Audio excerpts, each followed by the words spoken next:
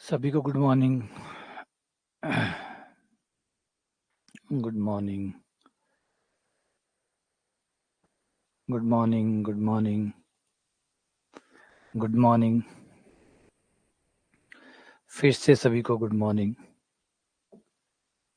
आज की दूसरी क्लास में फिर से आप सभी का स्वागत है। और आज पूरी कोशिश रहेगी कि आज समाकलन की हमारी ये अंतिम क्लास हो। आज हम 150 का जो आंकड़ा है वो पार कर जाएंगे। मोस्ट प्रोबेबल चांस पूरे हैं आज कि हम लोग आज 150 का जो आंकड़ा है वो पूरा कर जाएंगे। अब लगभग अब तक हम पहुंच चुके हैं 100। अरे भाई अभी तो पढ़े 132 ही पहुंचे अभी हम। चलो आगे बढ़ते हैं। आगे 133 पे आ जाओ।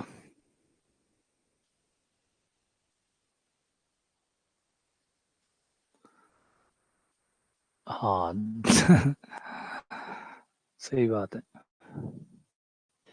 -1 से लेकर +1 तक sin x minus x cube बट्टा 3 minus mode x D x बताना है कि इसका समाकलन निम्न में से किसके बराबर है।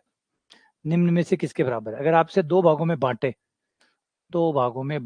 तो -1 से लेकर +1 तक एक आप sin x वाला पार्ट बट्टा 3 minus mode x D x और दूसरा हो जाएगा आपका -1 से +1 तक, वो है आपका एक्स स्क्वायर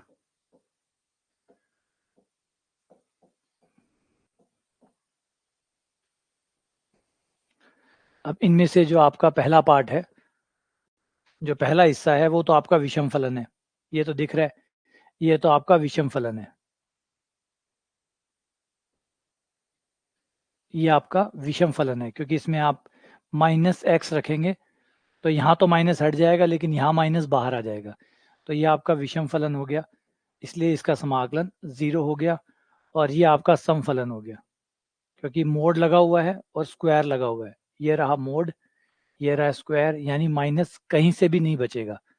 माइनस कहीं से भी नहीं बचेगा तो ये खत्म, ये वाला तो खत्म, 0 हो गया। और ये सम फलन है इसलिए लिमिट 0 से 1 तक हो जाएगी और डबल हो जाएगा।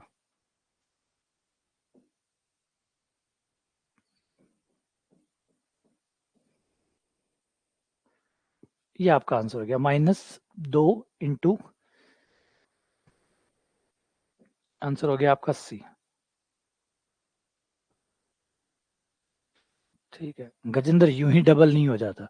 ये डबल वाला नियम लगता है सम फलन के ऊपर। अगर फलन सम हो, विषम फलन हो तो 0 हो जाता है, सम फलन होता है तो 0 से 1 और डबल होता है।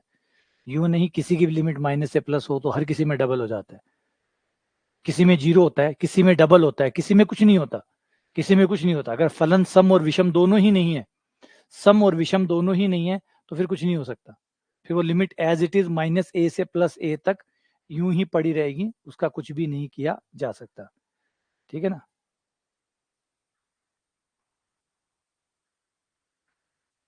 अगला -पाई से +पाई कोस स्क्वायर एक्स बटा 1 + a की power x dx।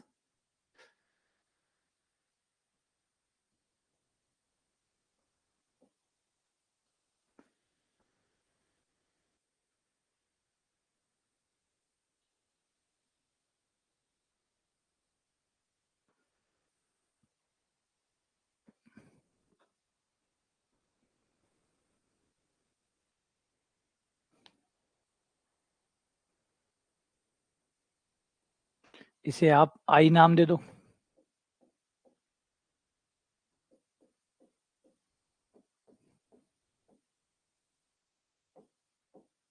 Cos square x, इसे समीकरण नंबर 1 नाम दे दिया। इसे आपने समीकरण नंबर 1 नाम दे दिया। दूसरा x की जगह a + b - x रखने पर a का मान माइनस का पाई है, b का मान पाई है, फिर -x है, यानी x की जगह आपको -x रख देना है। समाकलन तो यही रहेगा, लिमिट यही रहेगी, बस जहां जहां x है वहां माइनस का x आ जाएगा।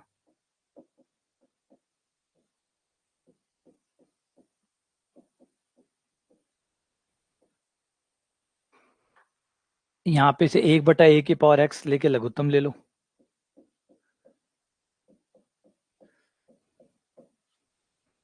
a की पावर x ऊपर आ गया,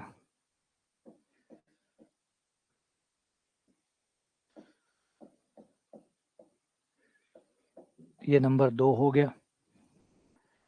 1 और 2 को जोड़ दो, समीकरण 1 + 2,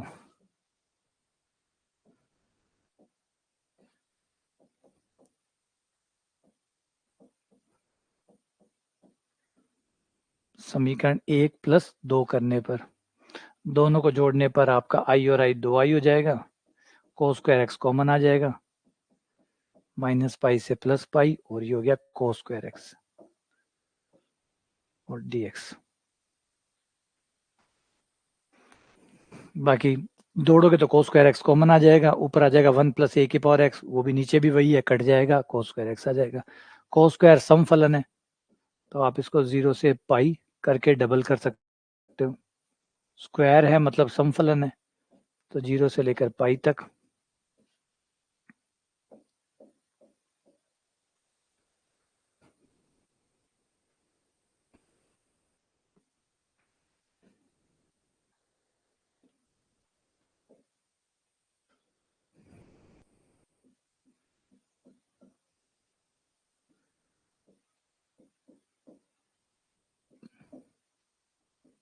cos स्क्वायर को 1 + cos 2x/2 और dx, 1/2 बाहर, dx का x, cos 2x का sin 2x/2, 0 से पाई,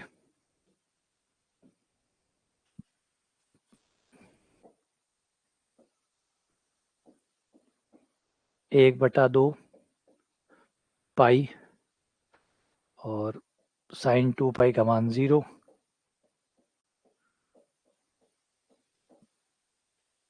तो ये आपका π/2 आ गया। आंसर आ गया सी।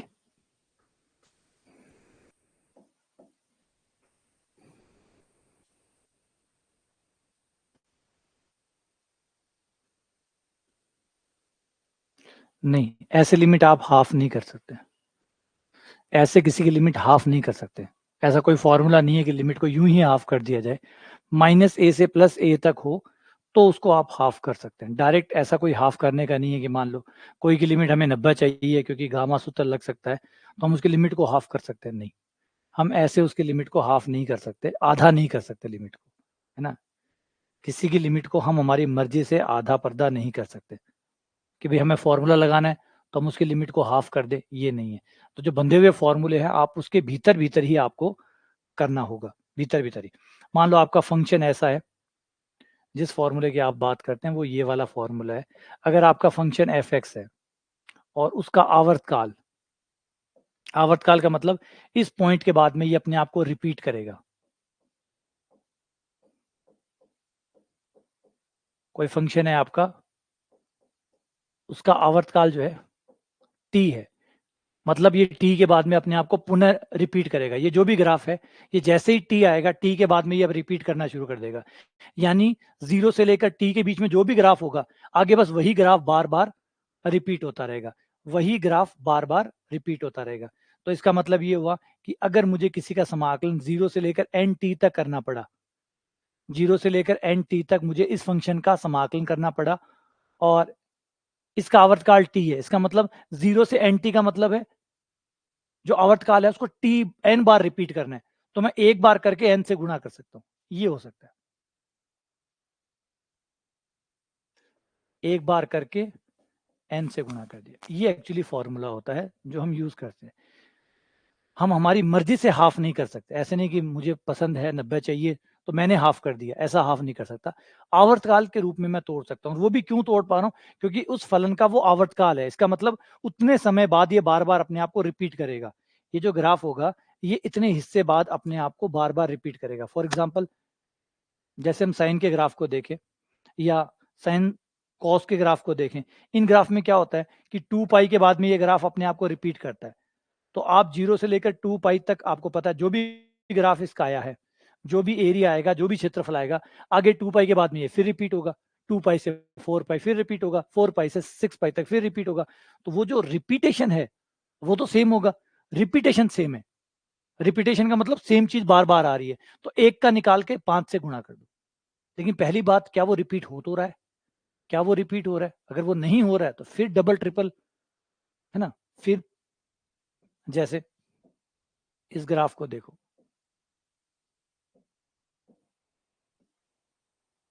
ये ग्राफ है, ये 0 से लेकर मान लो पाई तक है, ठीक है। अब आप ये सोचो कि इसका आधा कर लूं मैं, इसका आधा कर लूं, फिर डबल कर दूं। इस ग्राफ का 0 से 90 तक समाकलन कर लूं और फिर डबल कर दूं, क्या काम करेगा? क्या काम करेगा? क्या अब काम करेगा? नहीं। क्यों नहीं काम करेगा? क्योंकि जो 0 से 90 तक जो ग्राफ का एरिया बन रहा है 90 के बाद में वैसा नहीं है, 90 के बाद अलग है, क्योंकि 90 के बाद ये रिपीट नहीं हो रहा है। अगर रिपीट हो रहा होता तो आप इसको डबल कर सकते हैं। डबल आप तभी कर सकते हैं जब वो रिपीट कर रहा हो। रिपीट करने का फायदा ये हुआ कि भाई यहाँ तक इसके बाद में सेम वही आने वाला है, सेम वही आने वाला है, तो एक काम करते हैं ना, 0 से 90 निकाल लेते हैं, डबल कर देते हैं। 0 से पाई करने के बजाय 0 से 90 करके डबल कर देते हैं। तो पहले वो देखो कि क्या उसकी सिमेट्री है। अगर सिमेट्री है तो फिर आप एक टुकड़े का निकाल के 5 टुकड़ों या 6 टुकड़े जितने चाहिए उतने से फिर कर लो, लेकिन सिमेट्री, सम्मिति, तो मेन इंपॉर्टेंट चीज है सिमेट्री। जब तक वो नहीं है आप लिमिट को चेंज नहीं कर सकते। हाँ, मानकर चेंज कर सकते हैं कि आपने इसको टी मान लिया या इसको यू मान लिया, ऐसे लिमिट चेंज होती है, वो कर सकते हैं। लेकिन ऐसे अपनी मर्जी से आप लिमिट को हाफ या तिहाई या चौथाई आप नहीं कर सकते जब तक उसमें वो सिमेट्री नहीं है। अगर उस फंक्शन के अंदर वो सिमेट्री है उस पॉइंट के लिए कि भाई 0 से 90 तक ही ग्राफ बार बार रिपीट होगा, तो आप 0 से 90 तक करके फिर वहां तक जितना तक जाना है उतना गुणा कर सकते हैं। उतना गुणा तब कर सकते हैं, लेकिन कब? जब वो रिपीट हो रहा हो। बात समझे? बात समझ रहे हैं कि ये जो है, ये हाफ वाला जो है, ये हाँ मोतीलाल, तो सिर्फ तुम्हें नहीं, बहुत से लोगों को ये गलत फहमी होती है। हर कोई सोचता है लिमिट को हाफ कर दो, लिमिट को हाफ कर दो। यूं हाफ नहीं होती लिमिट। लॉजिक तो सोचो ना कि गणित है, कोई भी चीज अगर हो रही होगी तो तार्किक रूप से हो रही होगी, कोई भी चीज हो रही होगी तो पूर्णतः तार्किक होगी। अतार्किक चीजें तो यहाँ कुछ है ही नहीं। तो अगर लिमिट मान लो हाफ होती भी है और आप 0 से पाई तक कर रहे हैं और फिर आप 0 से 90 तक कर रहे हैं, डबल कर रहे हैं, इसका मतलब क्षेत्रफल उतना ही आना चाहिए। डबल करने पर भी उतना ही आना चाहिए, डबल करने पर उतना ही आना चाहिए, इसका मतलब दोनों सेम है। तभी तो एक निकाल के डबल कर सकते हो आप, है ना। x प्लस एक्स को आप x को निकाल के 2 से गुणा तभी कर सकते हो जब x में x जुड़ रहा हो। x प्लस एक्स बराबर x का दुगना होता है। कभी ऐसा थोड़ी हो सकता है कि x प्लस वाई बराबर 2x हो, कि x को दुगना कर दो x प्लस वाई के बराबर आ जाएगा। अब नहीं आएगा ना, अब नहीं आएगा ना। तो जरूरी पार्ट ये होता है कि आप पहले इसे देखें, है ना। पहले आप इसे देखें कि दोनों क्या बराबर हैं आपके, क्या दोनों हिस्से जो आप टुकड़े करने वाले हैं, करिए, 2 करिए, 4 करिए, गणित को प्रॉब्लम नहीं है। गणित को प्रॉब्लम है कि भाई आप इस हिस्से को आप ये कह रहे हो कि मैं उसका दुगना कर दूंगा, क्या वो जो दुगना कर रहे हो वो उस सेम पार्ट के बराबर है तो आप दुगना कर दो, कोई दिक्कत नहीं। इसका क्षेत्रफल 4 है, उसका 4 है, तो एक 4 निकाल के 2 से गुणा कर दो, या 4 प्लस 4 कर दो, या 4 प्लस 4 कर दो। जैसे मैंने कहा कि x प्लस एक्स 2x होता है, तो 4 प्लस 4 2 गुना 4 होता है, लेकिन 4 प्लस 4 2 गुना 4 होता है। 4 प्लस 5 जो है वो 2 गुना 4 नहीं होता, वो 4 का दुगना नहीं होता। तो पहले वो भी देखना पड़ेगा कि जिसको आप छोड़ रहे हो क्या वो उतना ही है जितना पहला है। अगर इसकी गारंटी बन जाती है तो वो ठीक है।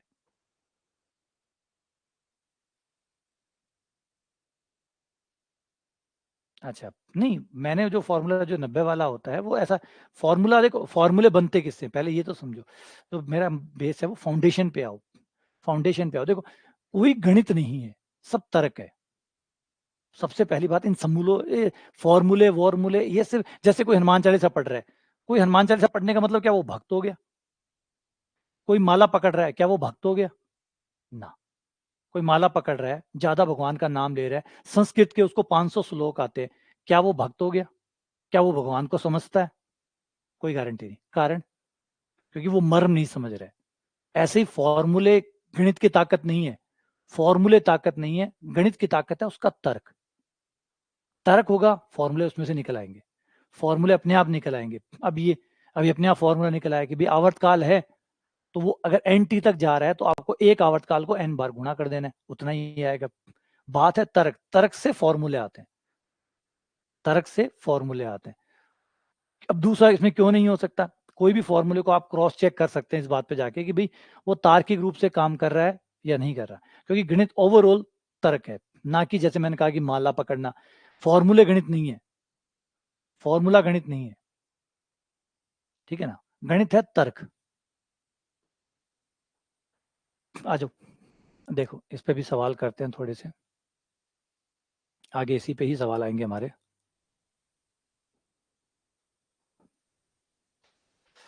बहुत अच्छे सवाल है। ये देखो 135 सवाल, पहले 135 से पहले चल लेते हैं एक बार, इस पे आ जाते हैं। ये सवाल आपके बिल्कुल फेवर का है। 136, इसमें पी जो दिया हुआ है, ध्यान से देखिए समझिएगा, पी जो दिया हुआ है वो 0 से 3 पाई तक जा रहा है, 0 से 3 पाई तक जा रहा है। क्यू जो है वो 0 से पाई जा रहा है, 0 से 3 पाई जा रहा है, 0 से पाई जा रहा है। फंक्शन किसका है, को स्क्वायर का। फंक्शन किसका है, को स्क्वायर का। कोस का आवर्तकाल कितना होता है, कॉस का आवर्तकाल होता है 2 पाई, और कोस स्क्वायर का आवर्तकाल होता है, स्क्वायर का आवर्तकाल होता है टी बराबर पाई। तो ये कोस स्क्वायर का फंक्शन है, मतलब हर जगह कोस स्क्वायर मिलेगा, इसमें इसमें हर जगह कोस स्क्वायर मिलेगा, और कोस स्क्वायर अपने आप को पाई पे रिपीट करता है, पाई पे रिपीट करता है। तो ये 0 से 3 पाई तक जाना है, तो 0 से पाई चलते हैं, 3 गुणा कर देते हैं, कारण ये 0 से पाई के बीच में अपने आप को ये फंक्शन जो भी होगा ये रिपीट करेगा, क्योंकि जिससे बना हुआ है वो हर पाई पे रिपीट होता है, तो जब वो हर पाई पे रिपीट होता है तो उसी से बना हुआ है, तो वो भी रिपीट होगा, वो भी रिपीट होगा। तो 0 से पाई के बीच में ये फंक्शन रिपीट होगा। तो ये कितनी बार रिपीट होगा, 3 बार रिपीट होगा। तो ये समाकलन 3 गुणा हुआ इसका, क्यू का। क्यू 0 से पाई तक है, ये 0 से 3 पाई तक है, तो इसमें 3 गुणा होगा, तो P बराबर 3Q।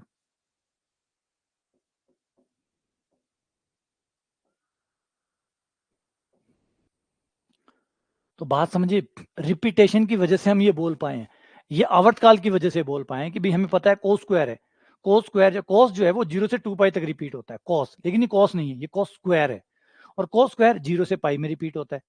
तो ये 0 से पाई में जो बनाएगा, पाई से 2 पाई भी वही बनाएगा, 2 पाई से 3 पाई भी वही बनाएगा, तो 0 से पाई निकाल के 3 गुणा कर सकते हैं, 3 गुणा हो गया, और यही समाकलन तो क्यू का नाम है, तो ये क्यू हो गया, तो P बराबर 3Q हो गया।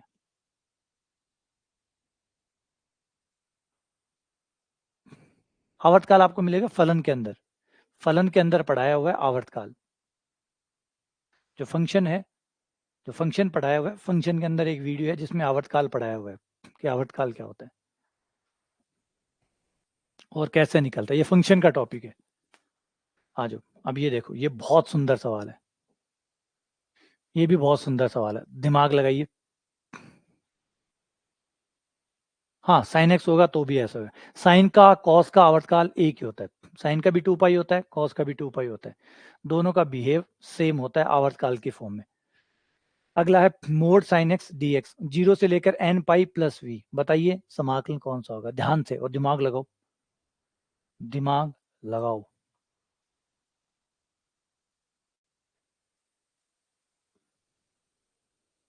थोड़ा सा क्रिएटिव सोचना है आपको, हो जाएगा, बहुत अच्छा सवाल है, बहुत ही अच्छा।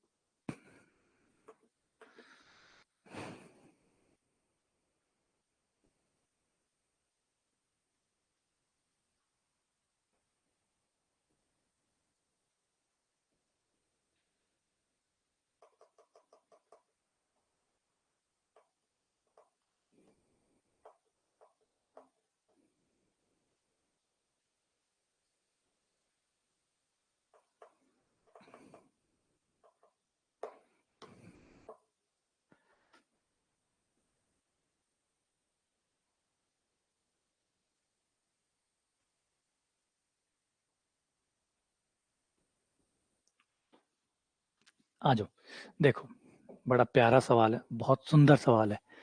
0 से n पाई प्लस v तक जाना है, तो 0 से n पाई तक चल पड़ेंगे पहले, और हमारी गणित हमें कहती है कि लिमिट को क्रैक किया जा सकता है, तोड़ा जा सकता है।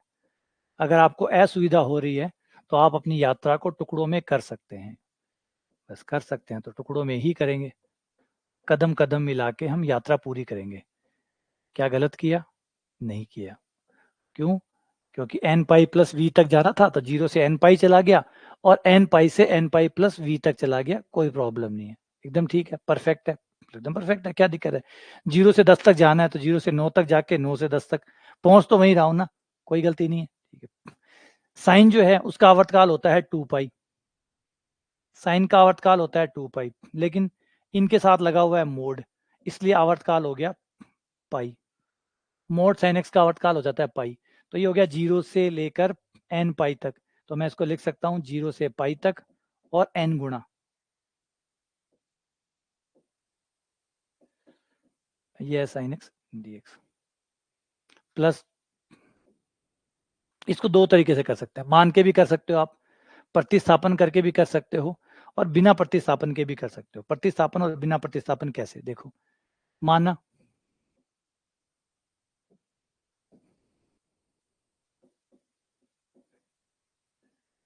x बराबर n pi plus y, dx बराबर dy, लिमिट चेंज हो जाएगी, लिमिट होगी n पाई से n पाई कट गया, y बराबर 0 आ गया, x बराबर n पाई प्लस v रखा, कट गया, y बराबर v आ गया, अंदर आ गया साइन, x की जगह आ गया n pi plus y, dx की जगह dy। अब 0 से पाई के बीच में साइन का मान प्लस का आता है, 0 से पाई के बीच में साइन का मान प्लस का आता है, तो मोड क्या करेगा? साइन का ग्राफ ये होता है, और 0 से पाई के बीच में साइन हमेशा प्लस का होता है, 0 से पाई तक साइन हमेशा प्लस होता है। तो मोड क्यों लगा रखा है? हटाओ मोड, जब प्लस की चीज है तो मोड कर क्या रहा है ना? चौकीदार तभी तो लगता है ना जब चोरी का डर हो, जब या तो कुछ चुराने के लिए कुछ हो ही ना, है ना, या चोर ही ना हो, दोनों ही केस में मोड की क्या जरूरत है? ऑलरेडी चीज प्लस की है तो मोड क्या करेगा इसका? अब यहां जाते हैं, sine n pi plus theta, sine n pi plus theta बराबर होता है माइनस साइन थीटा या प्लस साइन थीटा, प्लस या माइनस। अगर एन का मान विषम हुआ 1 3 तो माइनस का आ जाएगा, एन का मान अगर विषम हुआ तो माइनस का साइन थीटा आ जाएगा, 1 2 1 3 1 3 5 7 के केस में ये आ जाएगा, और एन अगर सम हुआ, एन अगर सम हुआ, एन बराबर हुआ 2 4 6, तो ये प्लस वाला आ जाएगा। लेकिन फर्क हमें कोई नहीं पड़ता, चाहे प्लस आए चाहे माइनस आए, मोड लगा पड़ा है, मोड लगा पड़ा है, तो प्लस माइनस साइन थीटा भी साइन थीटा ही होगा। बात खत्म। y बराबर 0 से लेकर y बराबर v तक साइन y dy, ये लो, और अब आपका समाकलन कर दो, n साइन x का हो गया माइनस कॉस x, 0 से पाई प्लस साइन y का माइनस कॉस y, 0 से v तक कॉस पाई का मान -1 minus minus plus sine pi का मान माइनस कॉस 0 प्लस 1 माइनस बाहर कॉस v माइनस 1, ब्रैकेट खोलने पर 2n plus 1 minus cos v।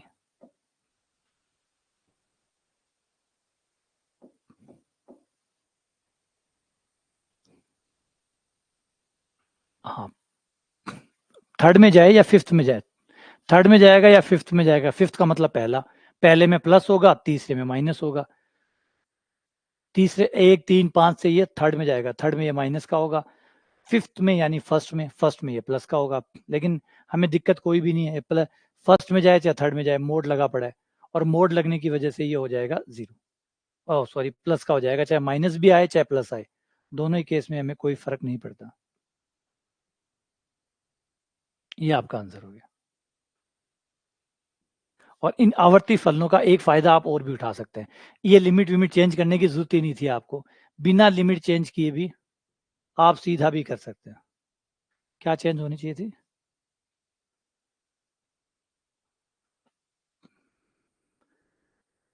तो अगर हम यहाँ पे लें तो यहाँ पे एक चीज और कर सकते हैं आप, कि आपको लिमिट चेंज वाई मानने की जरूरत ही नहीं है, क्योंकि ये जो फलन है इन फलनों में एक खूबसूरती और भी होती है कि अगर ये फलन रिपीट करते हैं, मान लो आगे रिपीट कर रहा है, 2 पाई के बाद में रिपीट कर रहा है, 2 पाई से लेकर 2 पाई प्लस वी तक रिपीट कर रहा है, तो 2 पाई से 2 पाई प्लस वी तक निकालो, ये उतना ही होगा, क्योंकि 2 पाई इसका आवर्तकाल है, 2 पाई इसका आवर्तकाल है, तो 2 पाई से लेकर 2 पाई प्लस वी तक उतना ही होगा जितना 0 से वी के बीच में होगा, ये वही है,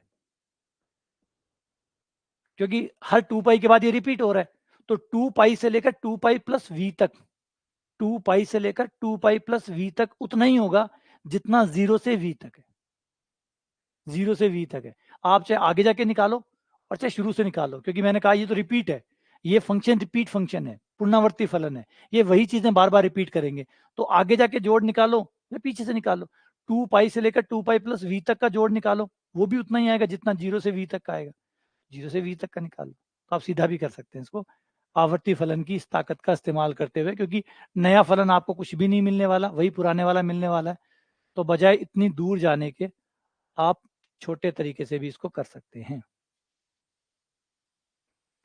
अब ये देखो, ये आ गया एन पाई से लेकर एन पाई प्लस वी तक, एन पाई से लेकर एन पाई प्लस वी तक, हर पाई के बाद में फलन रिपीट हो रहा है, तो फिर 0 से वी तक ही कर लो, एक ही बात है, तो आप सीधा 0 से वी तक भी कर सकते थे, ये मानने की जरूरत नहीं थी, बिना माने भी करते तो भी हो जाता, जो फलन की ताकत है उसका इस्तेमाल करके।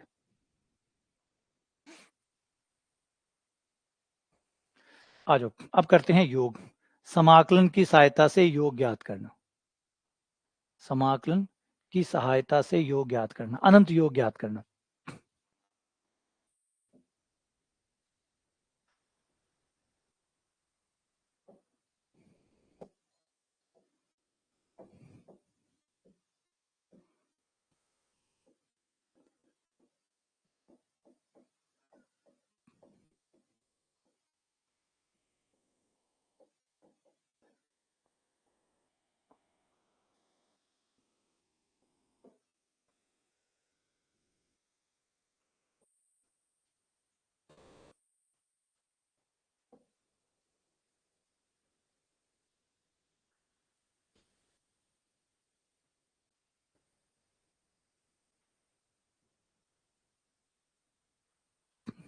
अनंत योग ज्ञात करना, समाकलन की मदद लेकर अनंत योग ज्ञात करना, इस पे एक सवाल पेपर में आता है।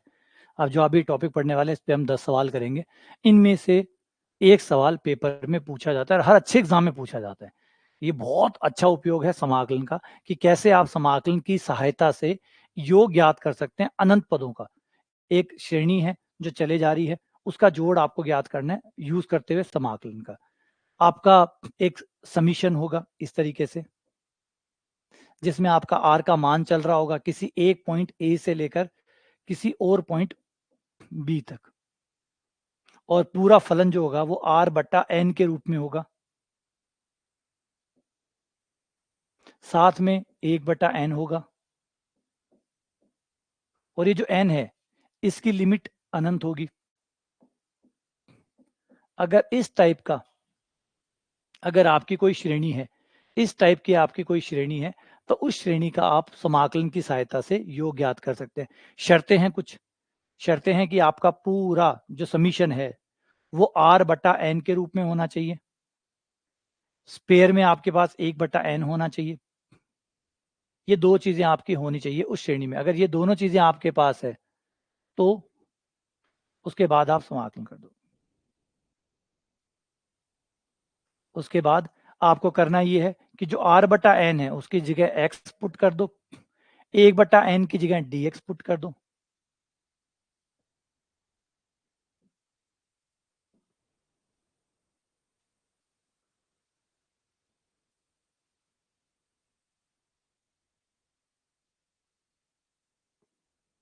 r/n की जगह x रख दो और 1/n की जगह dx रख दो, r/n की जगह x और 1/n की जगह dx, बस ये दो पुट करने। फिर आती है लिमिट आपकी, फिर आपकी लिमिट आएगी जो आपको यहाँ बनानी है x की लिमिट होगी, जो आपका r का शुरुआती मान है a, वो लेना है a/n, ये आपकी शुरुआती लिमिट होगी, और आपकी अंतिम लिमिट हो जाएगी x बराबर b/n। जो भी आपका b है उसमें n का भाग दे दो, जो a है r बराबर a है उसमें n का भाग दे दो, इससे आपकी अपर लिमिट और लोअर लिमिट आ जाएगी। तो ये जो योग है, श्रेणी वाला योग, ये आपका इसकी सहायता से बाय यूजिंग इंटीग्रेशन आपका योग निकल जाएगा। इसे कहते हैं अनंत योग ज्ञात करना, और ऐसा सवाल एक पेपर में बनता है, बहुत इंपॉर्टेंट है, इसको ध्यान से देखिएगा। अभी सवाल कर रहे हैं इस पे कैसे। सवाल में रिक्वायरमेंट जो है वो दो रिक्वायरमेंट है, एक तो आपका पूरा फंक्शन r/n में होना चाहिए, और एक 1/n आपके पास पेयर में बचना चाहिए, एक्स्ट्रा में एक 1/n का एक पेयर होना चाहिए। इस रूप में आपका सवाल होना चाहिए, और समीशन होना चाहिए, अनंत योग होना चाहिए, और फिर आप इसको इस तरीके से कर सकते हैं। सवाल देखो, समझ में आ जाएगा। अगर आपने वीडियो देखे हैं उनमें आपको मिले होंगे ये सवाल। जैसे इसे देखो, ये रहा।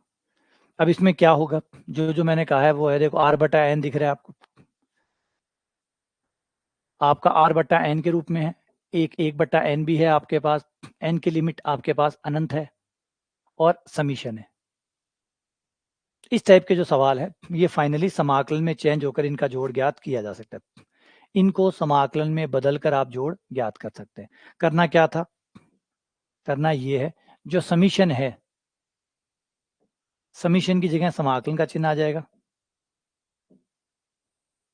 ये समाकलन आ गया। जो 1/e r/n है, r/n की जगह x आ जाएगा, 1/n की जगह dx आ जाएगा, 1/n की जगह dx आ जाएगा। तो जो 1/n है वो dx बन जाएगा, जो r/n है वो x बन जाएगा। अब है आपके लिमिट, x बराबर r का जो शुरुआती मान है वो ले लो, उसमें n का भाग दे दो, ये आपकी अप लोअर लिमिट हो गई। अपर लिमिट x बराबर जो ऊपर वाला है r वो ले लो, उसमें n का भाग दे दो, n/n, n/n कट गया, 1 आ गया, n का मान अनंत है तो 1/अनंत 0 हो गया, तो ये x की लिमिट आ गई 0 से लेकर 1 तक। अब बस समाकलन कर लो, और ये आपका अनंत योग ज्ञात हो जाएगा।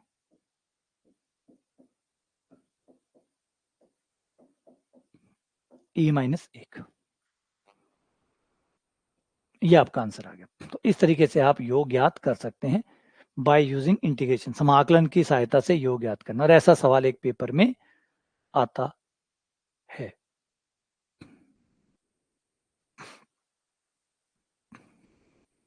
ठीक है, अभी और करते हैं, और प्रैक्टिस करते हैं इस पे, ताकि और समझ में आ जाए। ये रहा, हाँ नाम बदल सकता है, कई बार आर का मान के रख दे तो उस नाम में ज्यादा कंफ्यूज मत होइएगा, जैसे आज के नाम रख दिया, कोई बात नहीं, क्या फर्क पड़ता है, k/n हो जाएगा बस। अब यहाँ आप पहले सवाल को बना लो, पहले सवाल को बना लो, उसके बाद में फिर वो सब कुछ कर देना। लिमिट, पूरा सवाल k/n के रूप में होना चाहिए, क्योंकि यहाँ पे k है तो k/n के रूप में होना चाहिए, और 1/n आपके पास अलग से होना चाहिए, हो जाएगा। n² कॉमन निकालो, बाहर n² आ जाएगा, एक k जो है वो n के साथ दे देंगे,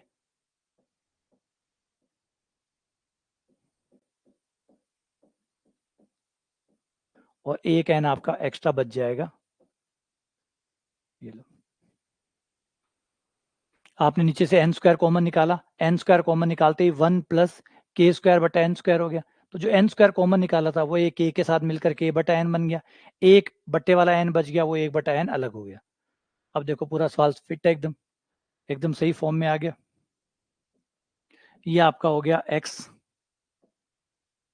ये आपका x, ये आपका dx, ये आपका समाकलन। एक्स बटा 1+x² और dx। अपर लिमिट और लोअर लिमिट। पहला मान है 1/n, n अनंत है, 1/अनंत 0। फिर दूसरी है n/n 1। 1+x² को t मान लो।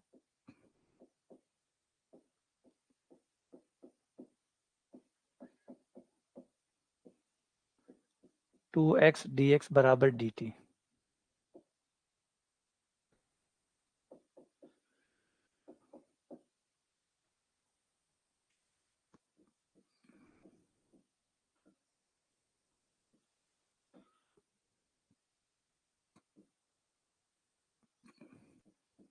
लिमिट चेंज ओवर करनी, सॉरी। लिमिट 0 रखने पर 1 आ जाएगा और 1 रखने पर 2 आ जाएगा। 0 रखने पर 1 आ जाएगा और 1 रखने पर 2 आ जाएगा।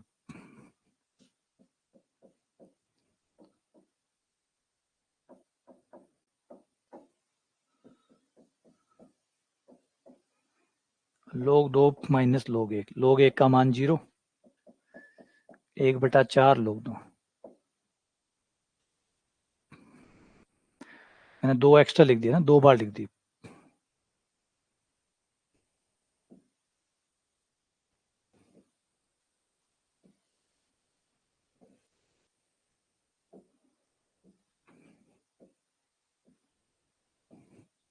एक बटा 2 log 2, ये आंसर आ गया। तो इस तरीके से आपका जो जोड़ है वो समाकल में बदल के आंसर दे देगा।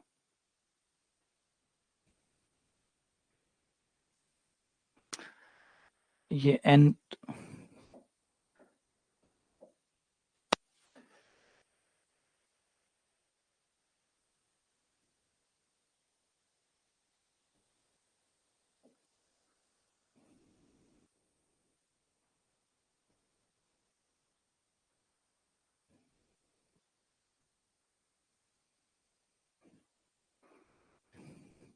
बस।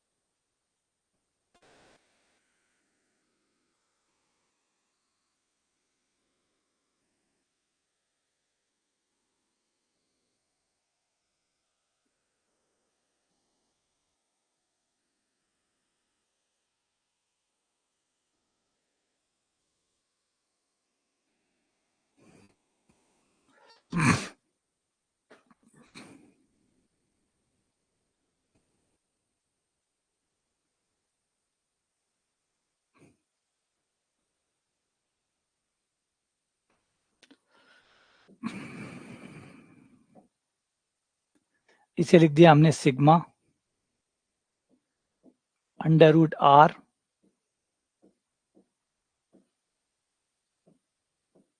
r बराबर 1 से लेकर n तक। इसे बंद करके लिख दिया। सही है।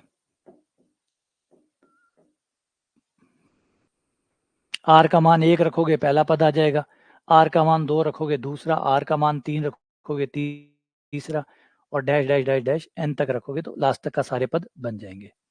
ठीक है। और इसे हम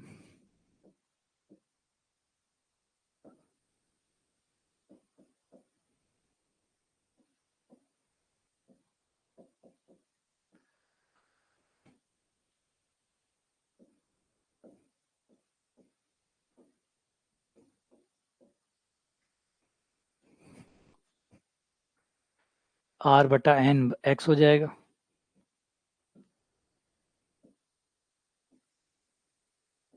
ये हो गया √x और dx। 1/n यानी 0, n/n यानी 1, x की पावर 3/2 बटा 3/2।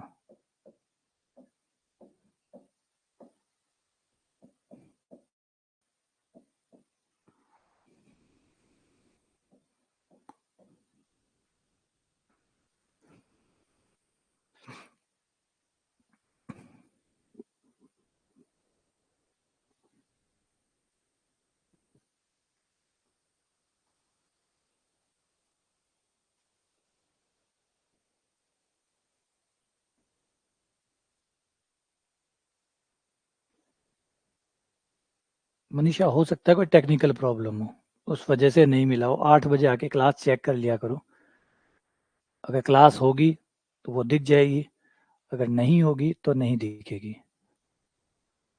8 बजे आके 7:30 बजे एक बार चेक कर लिया करो कि क्लास शेड्यूल है या नहीं है। क्लास शेड्यूल है तो ठीक है, क्लास के नोटिफिकेशन कई बार बाद में भी पहुंचते हैं, तो क्लास मिस ना हो जाए इसलिए आके एक बार चेक करके चले जाया करो कि क्लास है या नहीं है।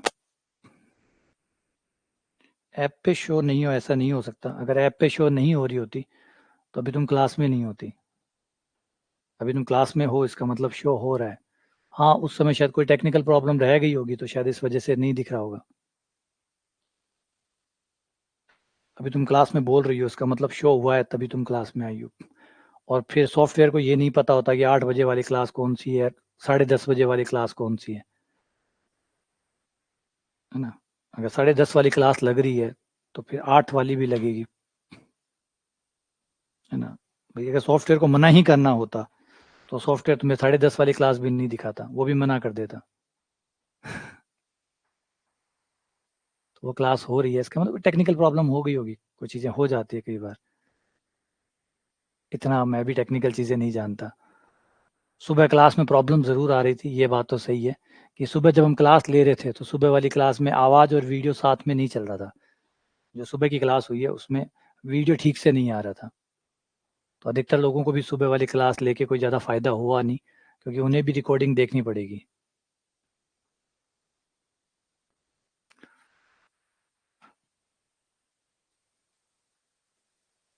ये बहुत बढ़िया सवाल है, बहुत बहुत अच्छा सवाल है। ये लिमिट में भी काउंट होता है और समाकलन में भी काउंट होता है ये सवाल। ये देखा होगा आप लोगों ने, ये फर्स्ट ग्रेड में आया हुआ है।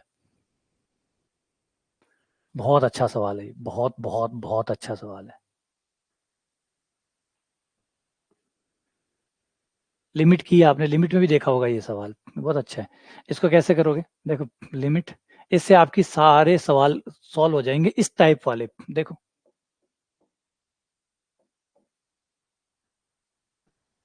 ये हो जाएगा आर की पावर पी बटा एन की पावर p+1, है ना। हो गया। और आर का मान चल रहा है आपका 1 से लेकर एन तक, सही है। 1 से लेकर एन तक हो गया, बंद कर दो उसको।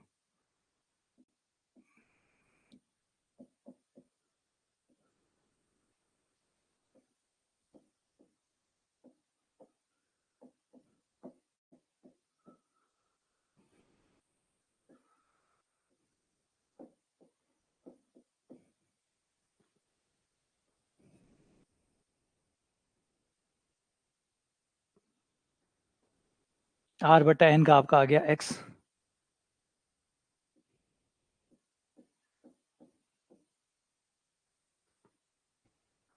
ये होगी 0, ये होगी 1।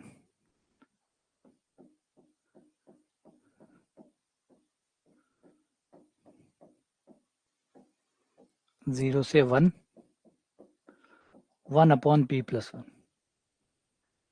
1/p+1, ये आंसर आ गया। ये सवाल आपने कई रूप में देखा होगा इसको, है ना। इसको कई बार देखा होगा। लिमिट वालों में इस सवाल को कई बार देखा है, इसका झंझट ही खत्म कर दिया। अब झंझट ही खत्म कर दिया, याद रखना जो भी पावर ऊपर चल रही है पी, आंसर 1/p+1 आएगा।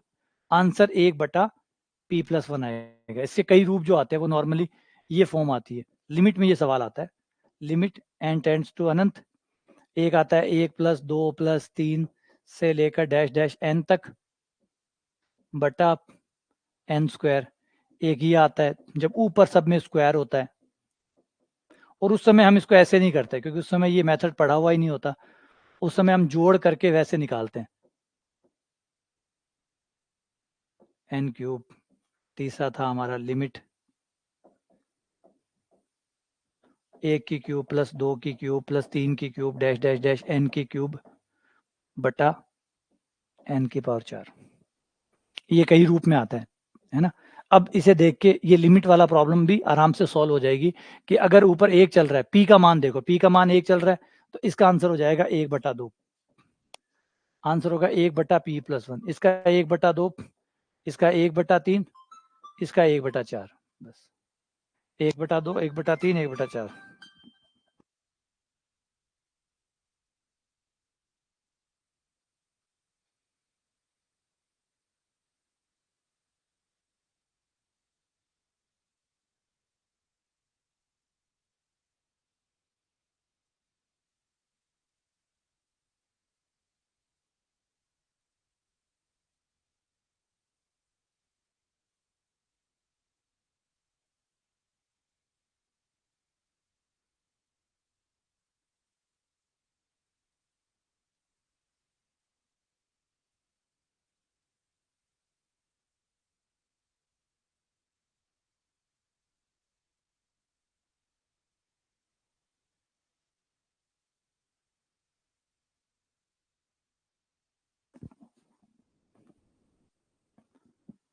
ठीक है ना। तो ये याद रख लेना कि ये आंसर इनका होता है, क्योंकि आंसर सीधा पी के लिए निकाल दिया ना, तो एक व्यापक फॉर्मूला बन गया कि भाई जब भी पी का मान 2 हो तो 1/3, पी का मान 3 हो तो 1/4 एंड डैश डैश डैश, सबके लिए आंसर हो गया।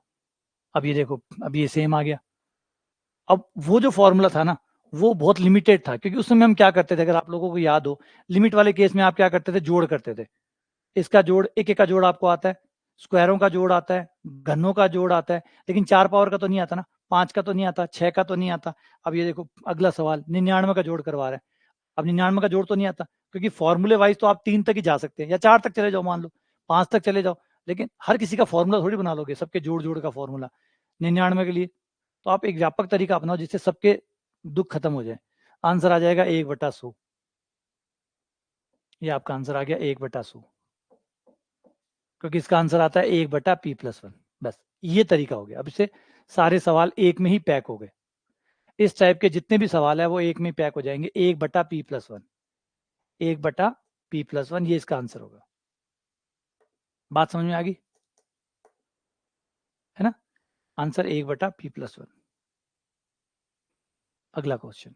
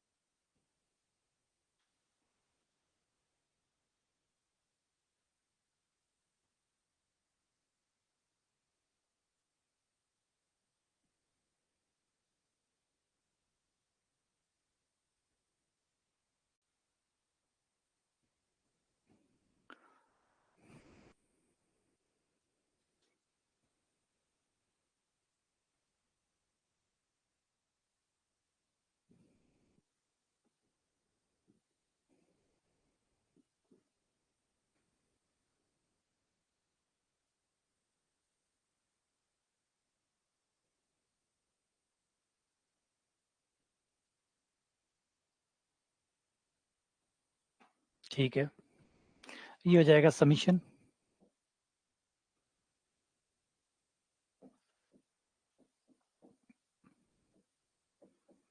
r बराबर 1 से लेकर जाएगा n तक,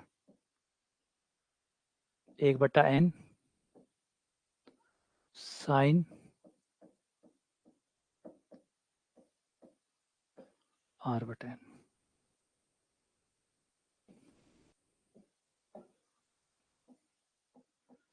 वो फिर सीधा ही लिख देता हूँ ना, ये हो गया 0 से लेकर 1 तक,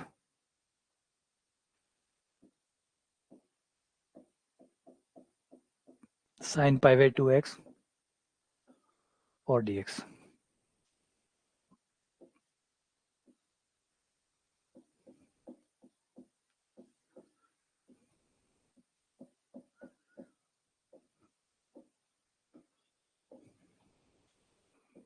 माइनस का 2/π, cos 90 का मान 0, cos 0 का मान 1, 2/π। ये आंसर आ गया।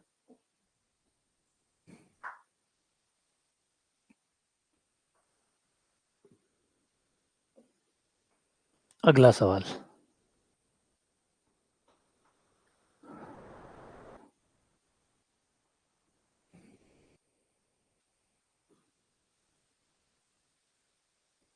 इन सवालों की बाद में भी प्रैक्टिस करिएगा।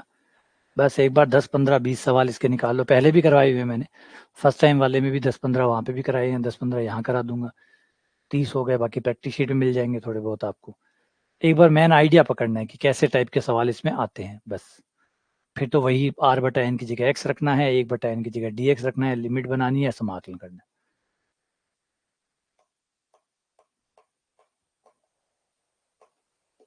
थोड़ा सा समीशन बनाने में दिक्कत आती है एक बार। यहाँ पे अगर आप देखें तो देखो n के साथ गुणा होके चल रहा है, n स्क्वायर प्लस n, इसमें फर्क देखो, n square plus n square plus 2n, फिर n स्क्वायर प्लस 3n आ गया, तो इसका मतलब ये चल रहा है हमारा 1/√n स्क्वायर प्लस rn। लेकिन आप कहोगे पहला पद तो नहीं आएगा इससे, तो r का मान 0 रख दो, r का मान 0 रखने पर पहला पद आ जाएगा, r का मान 0 रखने पर पहला पद आ जाएगा, और फिर तब से लेकर कहाँ तक जाना है, n-1 तक जाना है, क्योंकि लास्ट n-1 आ रहा है, तो कोई बात नहीं, हम r को वैसे ही चला लेंगे, r को 0 से लेकर n-1 तक चला देंगे, r बराबर 0, 0 पे पहला पद आ जाएगा, n-1 पे लास्ट पद आ जाएगा, और n tends to infinity.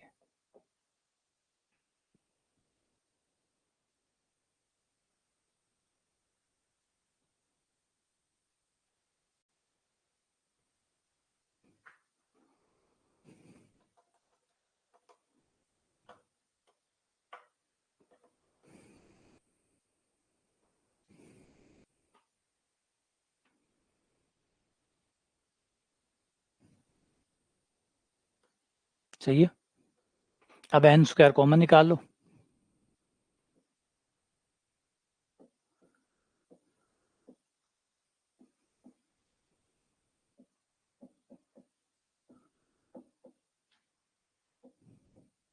n square बाहर निकालोगे तो अंडर रूट से बाहर आके n हो जाएगा, 1 प्लस r/n, 1/n का dx बन गया, ये x बन गया, और लिमिट हो गई 0/n, 0, n-1/n, तो n को अलग अलग करने पर 1 माइनस 1/n, 1 माइनस 0 यानी 1, 1 हो गया, और dx हो गया। समझ में आ गई?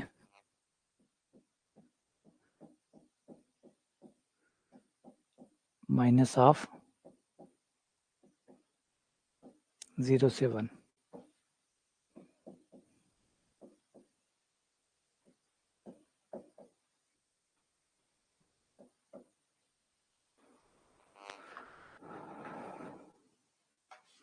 ऐसा तो कोई नहीं है मेरे पास, कोई बात नहीं। 0,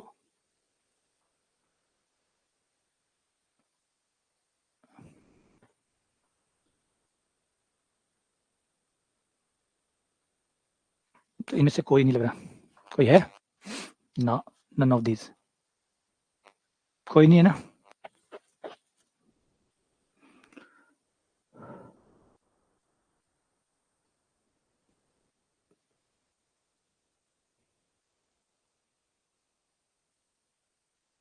सही है, ठीक है, नन ऑफ दीज है, ठीक है।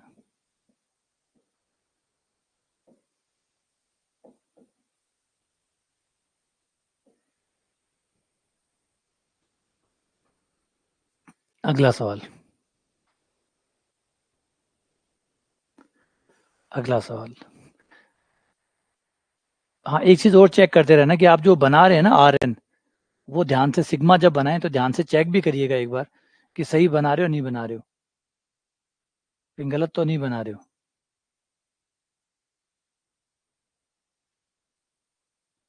है ना, ये क्रॉस चेक करना भी बहुत जरूरी है कि आप सही बना रहे हैं या नहीं बना रहे। आर का मान 1 रख के, या जो भी आर का मान है 0 है या 1 है, पहले वो रख के देखो पहला पद आ रहा है क्या, 2 रखने पे दूसरा आ रहा है क्या, नहीं आ रहा। कई बार गलत फहमी हो जाती है कि हाँ सही आ रहा है, बाद में वो गलत होता है, तो ऐसा ना हो, इसलिए क्रॉस चेक जरूर करना है एक बार बनाने के बाद।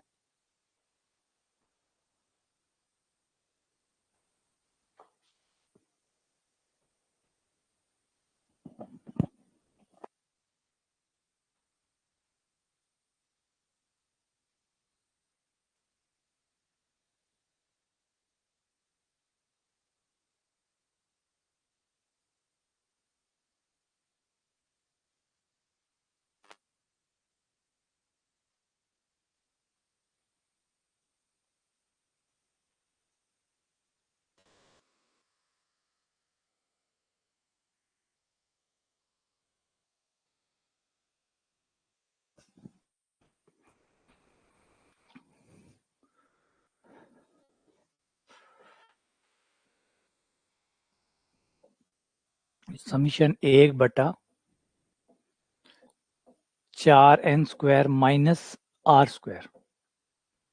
सही है, ठीक है। r का मान 1 रखने पर पहला पद आ जाएगा, चेक कर लो, और r का मान n रखने पर लास्ट पद आ जाएगा। क्रॉस चेक जरूर करिएगा, क्रॉस चेक जरूर करिएगा, जो भी आपने बनाया है वो सही से होना चाहिए, क्योंकि गणित के पास सही की जगह है ना। आप बस उसको ऐसे लिख रहे हैं, उसको ऐसे लिख रहे हैं, इसका मतलब ये चीज वही है, ये चीज वही है, तो वही आनी चाहिए। फिर r बराबर 1 रखने पर पहला आया, r का मान 2 रखने पर दूसरा आया, n dash dash dash r का मान n रखने पर 4n² माइनस n², 3n²। बिल्कुल सही है। तो ये क्रॉस चेक जरूर करिएगा, है ना। गणित ना आपकी है ना मेरी है, गणित सही की है ना, गणित सही की है, और यही उसकी सबसे अच्छी चीज है।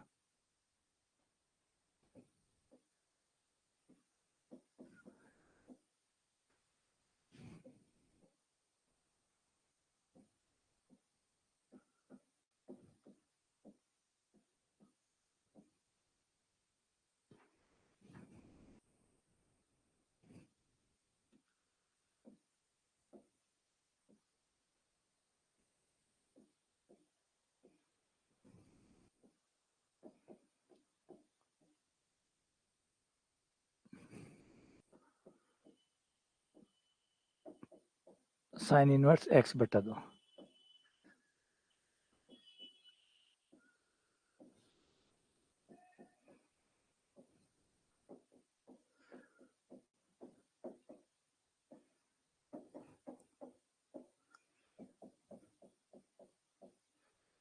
π/6।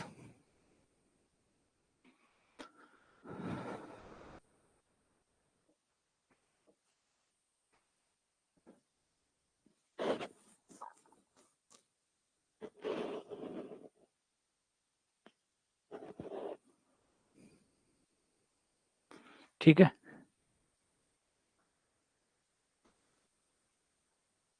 बिल्कुल। अगला सवाल, यहाँ पे आपको एक कदम एक्स्ट्रा चलना पड़ेगा, क्योंकि यहाँ बीच में गुणा का चिन्ह आ रहा है, बीच में गुणा का चिन्ह आ रहा है, पावर ऊपर है, सब कुछ उल्टा चल रहा है। यहाँ बीच में सब में गुणा है, और पावर जो है 1/n जो है वो पावर में है। तो इसका जोड़ आपको एक बार मानना होगा, कि माना इसका जोड़ s है, माना इसका जोड़ s है, एक बार मान के काम चलाओ। फिर इस गुणा को हमें प्लस में बदलना होगा, क्योंकि प्लस में बने बिना हम समाकलन नहीं बना पाएंगे, तो हमें इसे प्लस में बनाना होगा, और गुणा को प्लस बनाने का काम लॉग करता है, तो लॉग को बुलाना होगा।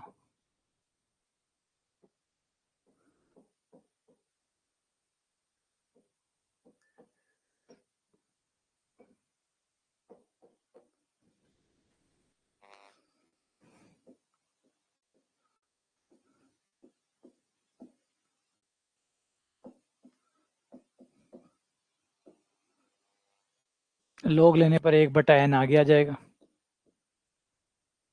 गुणा प्लस में बदल जाएगी।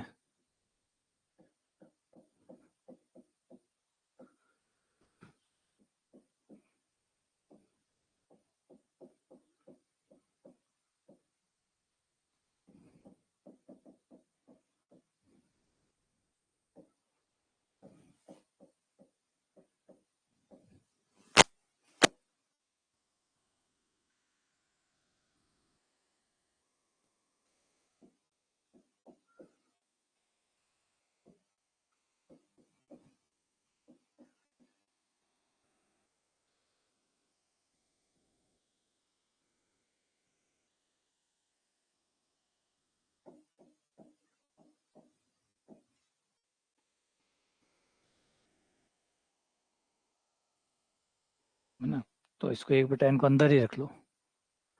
अच्छा, अंदर आ जाओ।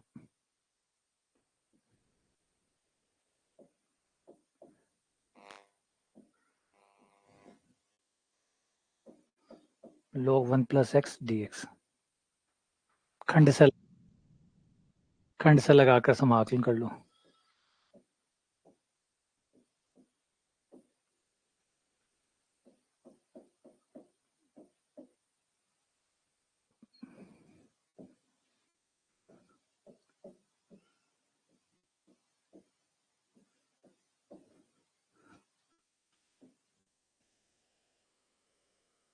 log 1 प्लस एक्स, एक का समाकलन x माइनस अवकलन 1/1 प्लस एक्स, एक का समाकलन x dx।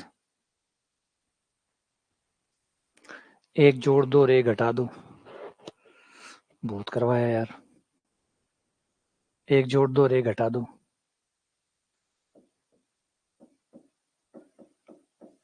एक जोड़ने पर और एक घटाने पर कट जाएगा, एक्स हो गया, और -1 का log x प्लस 1 आ गया, माइनस माइनस प्लस हो गया, log s बराबर आ गया, लिमिट रखनी बाकी है अभी, log x प्लस 1 कॉमन आ गया, log x प्लस 1 और माइनस एक्स। लिमिट है आपकी 0 to 1, 1 रखने पर आ जाएगा 2 log 2 माइनस 1, 0 रखने पे आ जाएगा 1 log 1 की वैल्यू 0 और 0, 2 log 2 माइनस 1 आ गया। अब इसे s को निकालना है, log को हटाना है, तो log s बराबर, इस 2 को पीछे ले जाओ, ये 2 की पावर, एक को लिख लिया log e का मान 1 होता है, ये हो गया log s बराबर हो गया log 4/e, 2 की पावर 2, 4 हो गया, 4/e, log से log हटा दो, s बराबर आ गया 4/e, तो इसका आंसर आएगा 4/e, ये आंसर आ गया।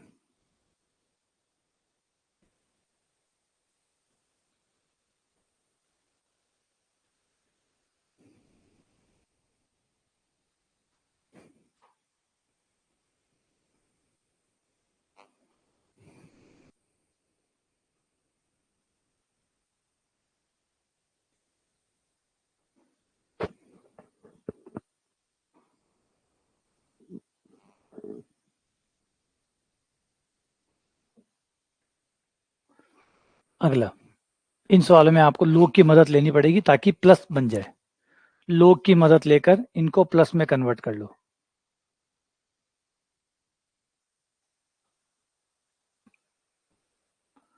log की सहायता से आप इनको प्लस में कन्वर्ट कर लो, फिर वही है, फिर वही सेम सवाल है।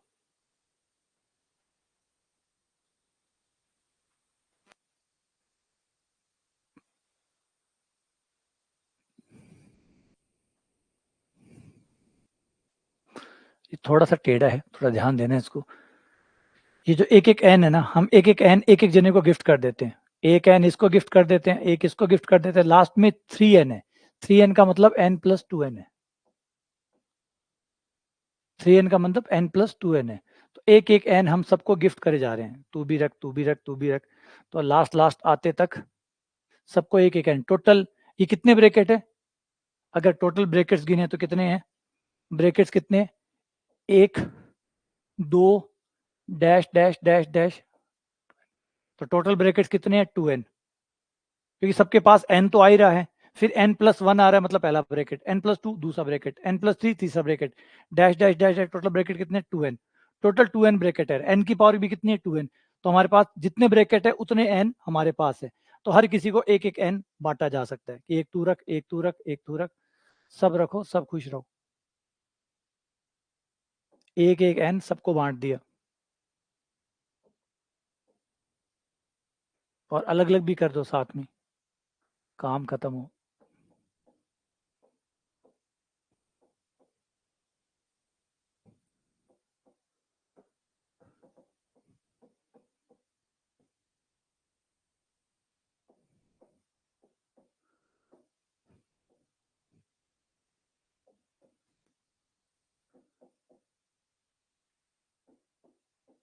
मान लिया s के बराबर, ये हो गया एकदम ठीक।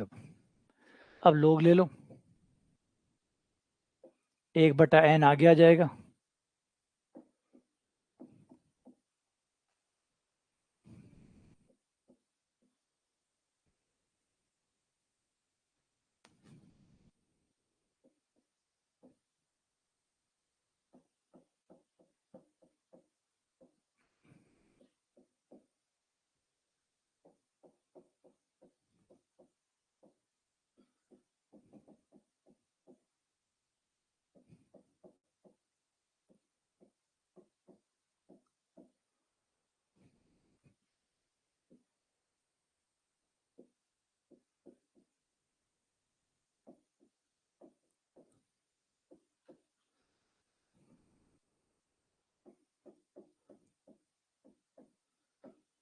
इस बार r का मान देख लेना, r का मान 1 से शुरू होकर 2n तक जा रहे हैं।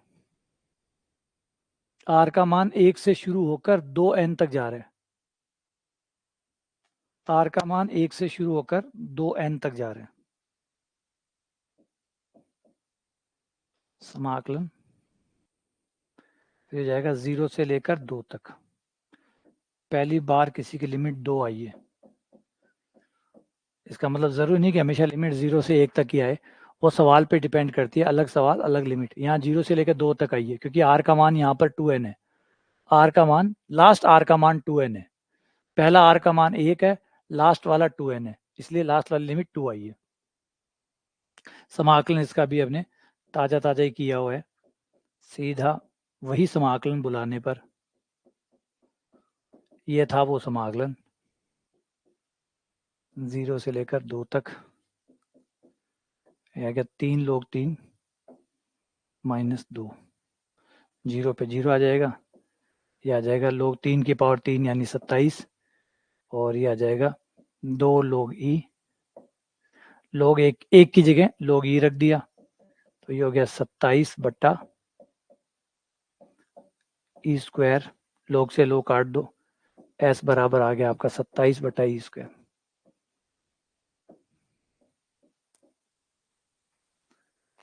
ये आपका आंसर आ गया।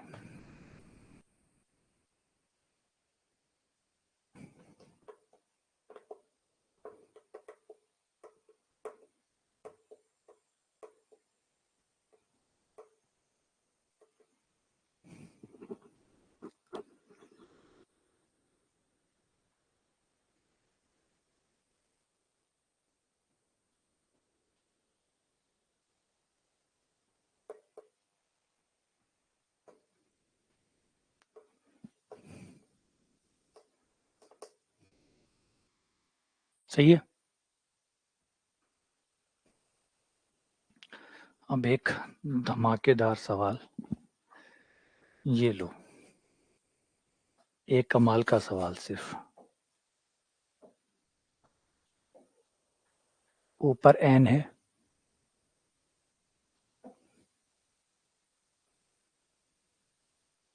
लिमिट का मान अनंत नहीं है,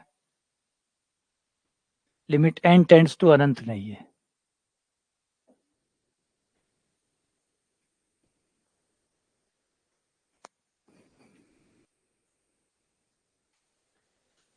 एक सवाल IIT एडवांस।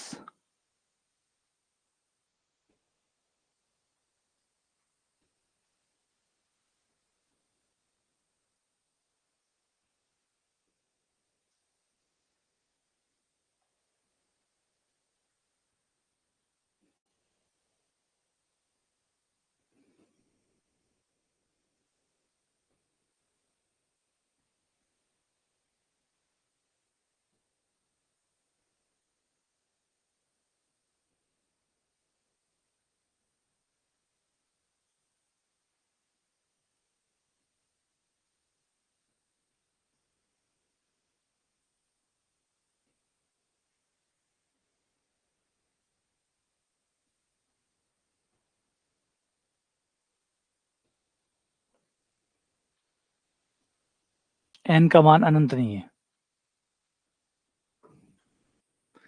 हाँ, एक सवाल IIT के नाम।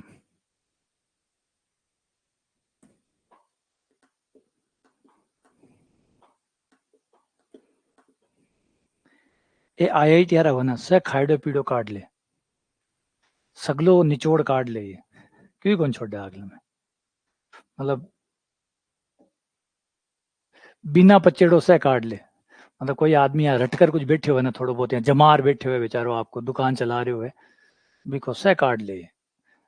मतलब खाली रटकर काम कौन चला सको। अब देखो, अपने हम जो सवाल कर रहे हैं मैं मोटा मोटी अब आपने रटेड़ा ही है कि r बटा n है, बटा चुपचाप x रख देना है, और जहाँ 1 बटा n आवे वहाँ चुपचाप dx रख देना है, और फिर लिमिट लगा समाकलन कर लेना है, खत्म काम चाल जी। सेकंड ग्रेड में तो चाल जी, सेकंड ग्रेड आ रहा नट्टे भी को नहीं, आराम से सेकंड ग्रेड है, फर्स्ट ग्रेड है, MP टेट वर्क वन है, उसमें काम आराम से बढ़िया से काम चाल जी। लेकिन बात IIT की है तो बैठा काम कौन चले, बैठा तो बस दिमाग चले। और अब देखो जान निकाल देना। अब यहाँ आता नहीं, ये बम फोड़ दिया। इनकी एक प्रॉब्लम है, बीमारी आंख है, आंख है बीमारी है। अब अनंत तक जोड़ कौन करवा रहा है? अब अनंत तक जोड़ नहीं करवा कर नालायक है, खेल खेला खाली दिमाग के सागे, दिमाग के सागे खेल खेले। के खेल खेल रहे देखो, ध्यान से सुनियो, करो माथा बच्चे आओ, और मैं करा दूं, और सवाल मेरे नाम। देखो ध्यान से सुनो और कहानी समझो। एस एन में जो जोड़ है वो के बराबर 1 से लेकर एन तक जा रहा है, यानी कुल एन पदों का ही जोड़ हो रहा है, टोटल एन पदों का जोड़ हो रहा है। इसमें भी एन पदों का जोड़ है, लेकिन एन अनंत नहीं है, तो एन कुछ भी हो सकता है, 50 पदों का या 100 पदों का। 100 पदों का जोड़ इसमें है। और अगर यहां देखें, यहां के बराबर 0 से शुरू है, n-1 तक जा रहा है, तो भी टोटल तो एन ही हो गया ना। के बराबर 0 से लेकर, मान लो कोई 0 से शुरू होकर 10 9 तक जा रहा है, एक से 10 तक जा रहा है, तो काउंटिंग में तो वो 10 ही हुए ना, पद तो 10 ही हुए, पद तो 10 ही हुए। अगर मैं के बराबर 1 से लेकर 10 तक जा रहा हूं, या कोई के बराबर 0 से लेकर 9 तक जा रहा है, तो काउंटिंग में तो हम दोनों ही 10 बार ही चलें।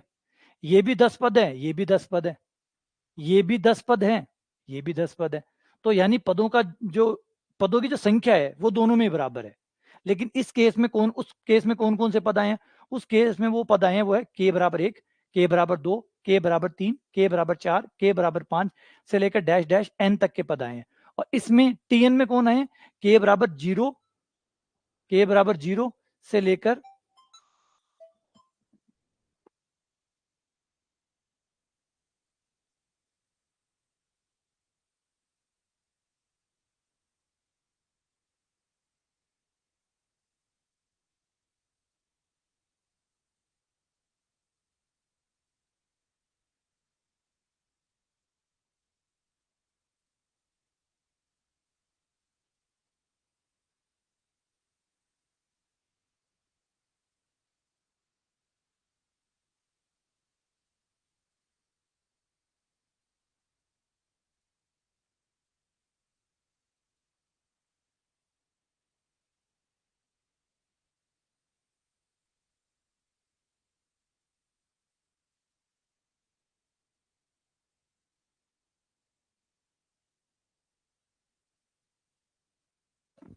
अब यहां जो बड़ी इंटरेस्टिंग चीज है कि भाई इसमें 10वां पद जी 1 से लेकर 9 तक, 1 से लेकर 9 तक के पद इसमें भी जुड़े हैं, और 1 से लेकर 9 तक इसमें भी जुड़े हैं, तो यहां तक का तो जोड़ दोनों का सेम है। अब बात है कि जो 10वां पद है और इसका 0वां पद है, किसने ज्यादा वैल्यू ऐड की? किसने ज्यादा वैल्यू ऐड की? कौन है भाई जो यहां पे ज्यादा वैल्यू ऐड कर रहा है? समझ रहे हो बात में? वो जा रहा है 1 से लेकर 10 तक, वो जा रहा है 0 से लेकर 9 तक। तो 1 से लेकर 9 तक का जोड़ वहां हो रहा है, 1 से लेकर 9 तक का जोड़ यहां हो रहा है, लेकिन यहां पे के बराबर 0 वाला एक्स्ट्रा है, और वहां पर के बराबर कौन से वाला, वहां पे हो रहा है हमारा लास्ट वाला पद एक्स्ट्रा। अब इनको ये पता करना है कि भैया इनको कौन वैल्यू ज्यादा दे रहा है, ये 10वें पद की वैल्यू ज्यादा है या 0वें पद की वैल्यू ज्यादा है, क्योंकि इतना जोड़ तो दोनों का ही सेम है। इतना जोड़ तो, इसका जोड़ मान लेते हैं वाई है, वाई प्लस 10वां पद, इसमें है वाई प्लस 0वां पद। वाई वाई तो दोनों में सेम है, क्योंकि वही सेम यहाँ आएगा, वही सेम आएगा, क्योंकि दोनों एक जैसे हैं। बस इसमें 10वां पद जुड़ रहा है एक्स्ट्रा में, और इसमें पहला पद 0वां पद एक्स्ट्रा में जुड़ रहा है। अब ये 0वां पद बड़ा हुआ तो इसका जोड़ बड़ा आएगा। अब T0 और T10 में से देखना कौन बड़ा है। अगर T0 बड़ा है और T10 छोटा है, तो फिर ये वाला जोड़ जो है, ये वाला जोड़ जो कि Tn है, Tn ही नाम है ना, इसका नाम Tn है, इसका नाम Sn है, तो फिर आपका Tn बड़ा हो जाएगा और Sn छोटा हो जाएगा। अब बस हमें ये देखना है कि इन दोनों में से कौन भाई बड़ा है, और कौन भाई बड़ा है ये देखना है कि 0वां पद बड़ा है या लास्ट वाला पद, मतलब पहले वाला पद जो 0 नंबर पे जो पद है के बराबर एन पे बड़ा है, कौन सा पद बड़ा है उससे हमें ये पता लग जाएगा। और वो आप यहाँ देख के आराम से पता लगा सकते हो, यहाँ पे आराम से पता लगा सकते हो k बराबर 0 या n जो भी लेना चाहो वो ले लो, n स्क्वायर कॉमन निकाल लो, n कट जाएगा एक n और एक हो जाएगा आपका 1 प्लस k बटा n प्लस k बटा n का स्क्वायर इंटू 1 बटा n। ये आपका x बन गया, ये आपका x बन गया 1 प्लस एक्स स्क्वायर। और अगर आप इस फलन को देखें, अगर इस फलन को देखें तो ये फलन हाशमान है, ये फलन हाशमान है। हाशमान है इसका मतलब कम होता जाएगा, x के मान के साथ साथ ये फलन कम होता जाएगा, छोटा होता जाएगा। इसका मतलब 10वें पद का मान छोटा आएगा और 0वें पद का मान बड़ा आएगा। पहले वाले पद का मान बड़ा आएगा, इस पद का मान छोटा आएगा। तो ये छोटा होगा और ये बड़ा होगा, ये बड़ा होगा और वो छोटा होगा। इसका मतलब आपका tn बड़ा आएगा और sn छोटा आएगा, tn बड़ा sn छोटा।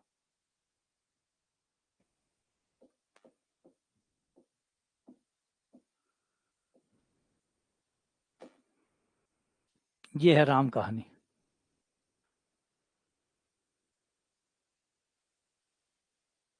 समझ गए? ये बात समझ में आई? कहानी समझ में थोड़ी कॉम्प्लिकेटेड है, कहानी समझ में आई कि कैसे पता चला कि कौन बड़ा है कौन छोटा है। दोनों ने ही 10-10 पद जोड़े हैं, यूं समझो दोनों ने ही 10-10 पद जोड़े हैं, बस दोनों का फर्क क्या है कि दोनों ने, एक ने 0 से 9 तक जोड़े हैं, एक ने 1 से 10 तक जोड़े हैं। एक 0 से 9 तक जोड़ रहा है, एक 1 से लेकर 10 तक जोड़ रहा है। मतलब जो पहले वाला एसएन है उसने अंतिमवा पद एक्स्ट्रा जोड़ा है, और जो टीएन है उसने 0वां पद एक्स्ट्रा जोड़ा है, लास्ट वाला नहीं जोड़ा। उसने लास्ट नहीं लिया, 0वां पद लिया।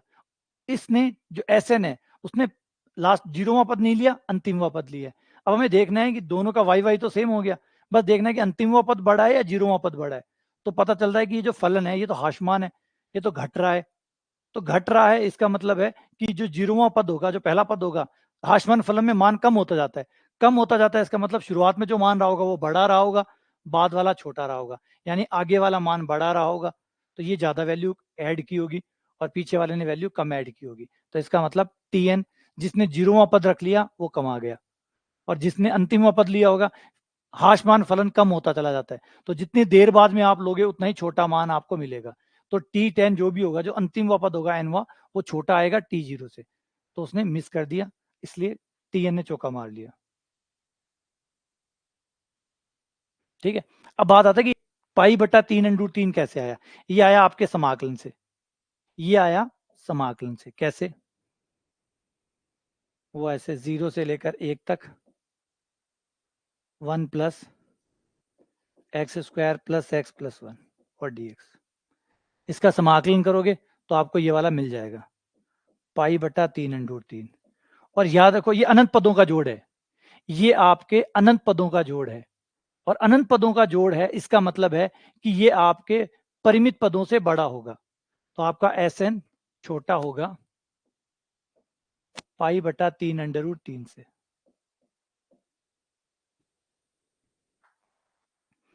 पाई बटा 3 × 3 से छोटा होगा, क्योंकि ये है कितने n तक का जोड़, 1 से लेकर n तक का जोड़, और ये कहां से कहां तक जा रहा है, ये जा रहा है अनंत तक का जोड़।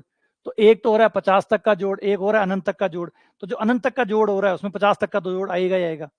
एक अनंत तक का जोड़ हो रहा है, एक 50 तक का जोड़ हो रहा है, तो जो अनंत तक का जोड़ है उसमें 50 तक का जोड़ भी शामिल होगा, तो वो तो बढ़ेगा ही बढ़ेगा। तो वो बढ़ गया, इस वजह से एस एन इससे छोटा आएगा पाई बटा 3 × 3 से, और टी एन एस एन से बड़ा आएगा। ये आपका आंसर होगा। ठीक है, थोड़ा कॉम्प्लिकेटेड क्वेश्चन बनाते हैं ये लोग, खींच के बनाते हैं, मजाल है दिमाग, मतलब दिमाग ना डाले, चेंज ना कर दें। और उस टाइम पीरियड के भीतर भीतर जो एग्जाम हॉल है उसी में आपको ये सब कुछ सोचना है, उसी हॉल में आपको ये सब कुछ सोचना है। ये देखो मुश्किल कहानी तो ये है।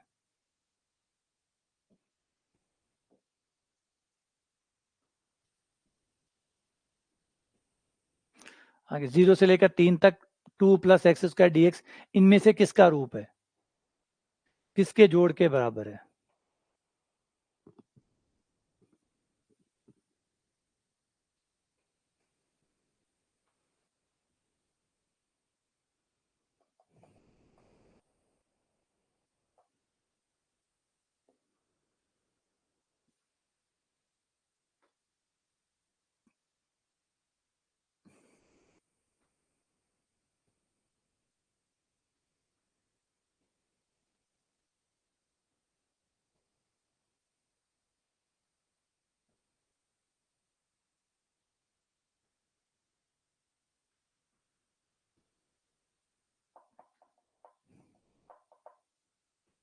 वापस बदल लो यार, ये रहा, ये लो, इसे उल्टा भी लिख लो, x की जगह r बटा n रख दो, x की जगह r बटा n रख दो, वापस भी तो बना सकते हो आप, dx की जगह 1/n रख दो, समीशन 0 से लेकर 3 तक है तो r बराबर 1 से लेकर 3n तक ले लो, ये लो, ये 2 है, सॉरी आगे 2,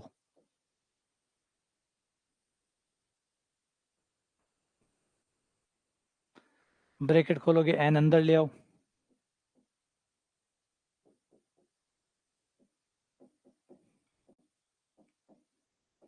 दो बटा n r² बटा n³, अलग अलग कर लो, 1/n बाहर, सबने 1/n बाहर निकाला हुआ है, हम भी निकाल देते हैं, 1/n बाहर, समीशन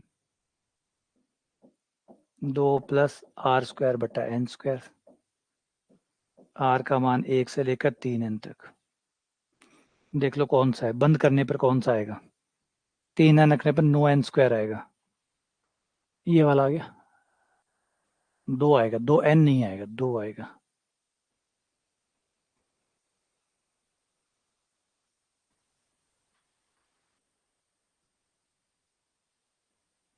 मेरा 2 आ रहा है, यहाँ 2n आ रहा है, फिर 1/n बाहर भी है, इतने n कहाँ से आ गए,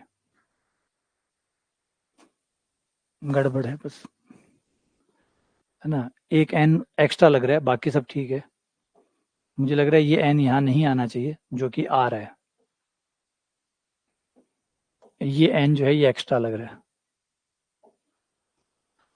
क्या कहते हो, नहीं एक्स्ट्रा तो नहीं है ना, है, नहीं है, ब्रैकेट खोलेंगे तो 2/n आएगा, 2/, ये n एक्स्ट्रा है, हाँ,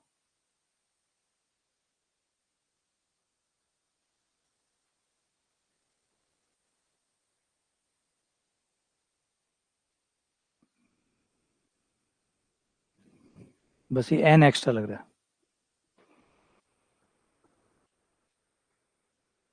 ये n जो है एक्स्ट्रा, ये खाली 2 आएगा यहाँ पे, और उसके बाद में फिर आपका ये वाला जोड़ चलता रहेगा, तो a हो जाएगा n को हटाने के बाद, n को हटाने के बाद,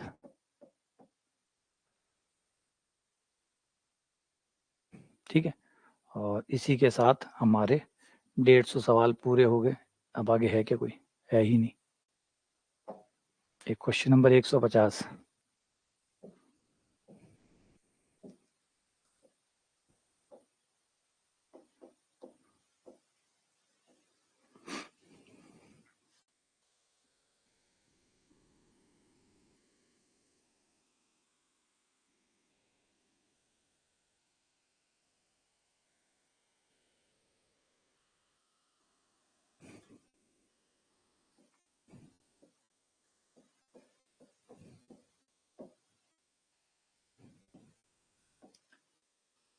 log sin x dx, ये एक एनसीईआरटी का एग्जाम है,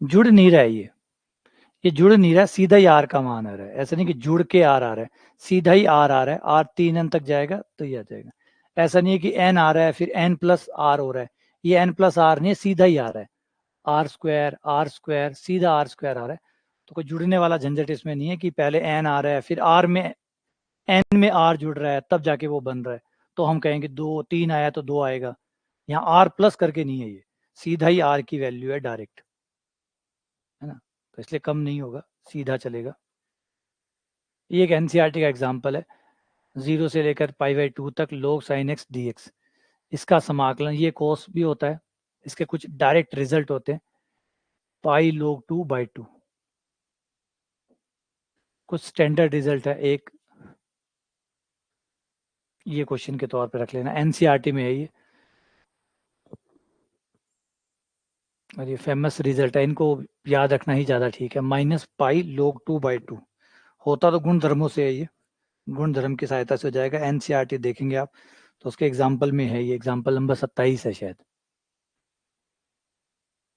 हाँ ऐसा ही कोई एग्जाम्पल है, 27 नंबर पे है या शायद, वहाँ पे आपको ये एग्जाम्पल मिल जाएगा और अच्छा रिजल्ट है। इसका भी यही होता है, लो कोसेक्स का भी यही होता है, जो लो कोसेक्स है उसका भी यही होता है।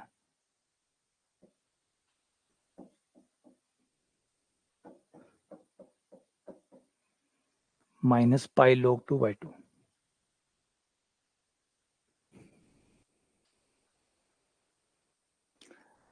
नहीं खंड से नहीं लगता इसके अंदर, इसके अंदर खंड से नहीं लगता। इसके अंदर पहले आप आई मानते हैं, फिर आप a + b - x वाला लगाते हैं तो log cos x बन जाता है, फिर दोनों को जोड़ देते हैं, फिर log sin x into cos x बन जाता है, 2 से गुणा करके sin 2x बना लेते हैं, 2x को t मान के उसे वापस से इसी समाकल में बना के आई 2i कर लेते हैं और i का मान निकाल लेते हैं।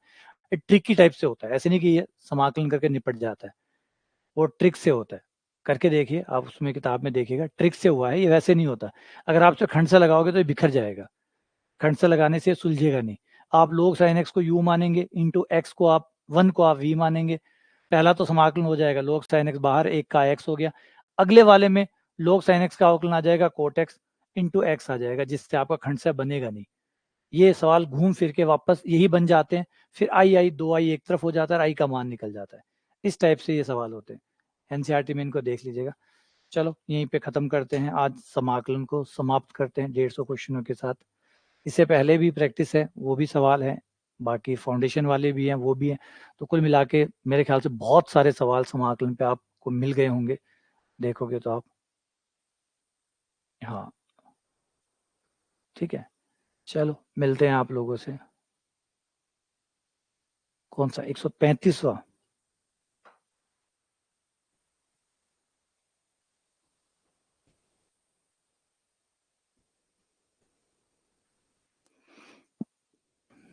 ये वाला।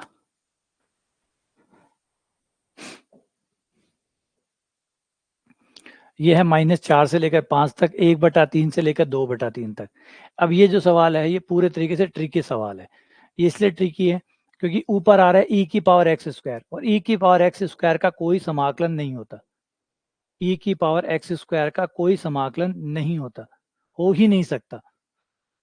e⁻x² का कोई समाकलन नहीं हो सकता, क्योंकि अगर आप करने की कोशिश करोगे तो भी कोई फायदा नहीं होगा, क्योंकि e⁻x² अगर आपने x² को y माना भी तो भी कोई फायदा नहीं होगा, क्योंकि तब आपके पास x बराबर √y आ जाएगा और dx बराबर आ जाएगा 1/2√y। तो ऊपर से अगर स्क्वायर हटाओगे भी तो कुछ ऐसा मिलेगा जो आगे जाके फिर अटक जाएगा। ये हो गया e⁻y/2√y dy। अब आगे ना कोई खंड से लगेगा ना कोई और लगेगा, आगे कुछ नहीं होगा, तो इसका समाकलन नहीं हो सकता। तो फिर ये सवाल दिया क्यों है जब समाकलन नहीं हो सकता? समाकलन तो नहीं हो सकता, लेकिन कट तो सकते हैं, कट तो सकते हैं।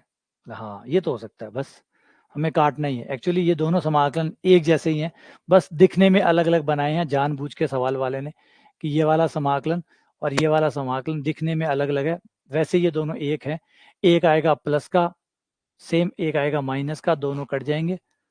एक था राजा एक थी रानी, दोनों मर गए, खत्म कहानी, वो वाली सी चीजें होंगी। क्योंकि समाकलन तो हो नहीं सकता, समाकलन तो होगा नहीं, तो फिर सवाल क्यों बनाया? सवाल इसलिए बनाया कि एक प्लस आ जाए एक माइनस आ जाए, दोनों एक दूसरे को काट दें, खत्म कर दें, दोनों एक दूसरे को कैंसिल आउट कर दें और खत्म कर दें, बस, जिससे जीरो आ जाए। जीरो तो आ सकता है भाई, इसके जैसा ही एक समाकलन और हो माइनस में हो तो हम काट तो सकते ही हैं भाई, इसका कर नहीं सकते, लेकिन इतना तो पता ही है कि सेम समाकलन है, एक प्लस में और एक माइनस में है, तो आएंगे तो सेम ही आएंगे, तो सेम तो कट जाएंगे बराबर जीरो, तो ये तो कर ही सकते हैं।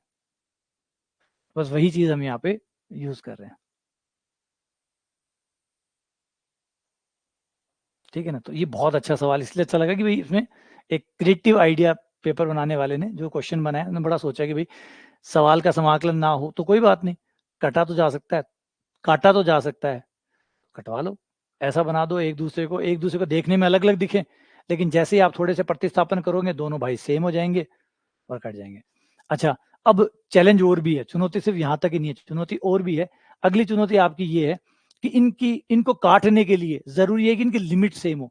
अगर इन दोनों की लिमिट अलग अलग है तो आप नहीं काट सकते, क्योंकि हमारे समाकलन तब कटते हैं जब उनकी लिमिट सेम होती है, उनका फलन सेम होता है। फलन तो चलो कोई बात नहीं, मिलता जुलता है, हो जाएगा, लेकिन लिमिट सेम होनी चाहिए। अब लिमिट सेम कैसे करें? लिमिट सेम कैसे करें? तो कोई भी सवाल की लिमिट चाहे कोई भी हो, कोई भी लिमिट हो, आप उसकी लिमिट को 0 से 1 में कन्वर्ट कर सकते हैं। उसकी लिमिट को 0 से 1 में कन्वर्ट कर सकते हैं। बस आपको करना ये है कि x की जगह, जो आपका x है, उसकी जगह आपको ये पुट करना है।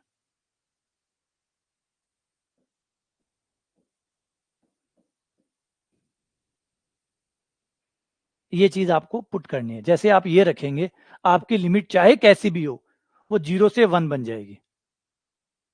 0 से 1 बन जाएगी ये प्रतिस्थापन करने के बाद।